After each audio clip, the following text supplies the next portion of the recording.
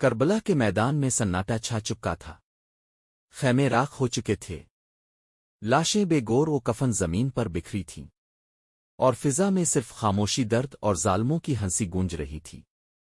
11 محرم کی صبح امام حسین کے لٹے ہوئے خیموں سے بچوں کی سسکیاں، عورتوں کی آہیں اور زخمی دلوں کی بے بسی چیخ چیخ کر دنیا کو ظالم و مظلوم کا فرق دکھا رہی تھیں۔ زین العابدین بیمار تھے اور ان کے سر پر قیادت کی وہ چادر رکھ دی گئی تھی جس پر کربلا کی خاک، خون اور قربانی کی مہک بسی تھی۔ خاندان رسول کی بیٹیاں جو کل تک عزت و احترام کی علامت تھیں، آج قیدیوں کی صورت میں رسیوں میں جکڑی جا چکی تھیں۔ سیدہ زینب کا دل چور چور ہو چکا تھا، مگر صبر ایسا کہ پہاڑ بھی شرما جائے۔ یہ قافلہ صرف اہل بیت کا نہیں تھا، یہ قافلہ سچائی کا، قربانی کا اور ظلم کے خلاف اٹھنے والی خاموش صداؤں کا قافلہ تھا۔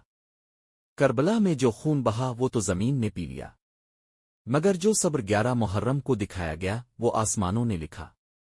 یہ دن ہمیں یاد دلاتا ہے کہ ظلم صرف قتل نہیں ہوتا، بلکہ لاشوں کو لٹانا، اہل حرم کو قید کرنا اور سچائی کی آواز کو دبانا، یہ سب ظلم کی انتہا ہے۔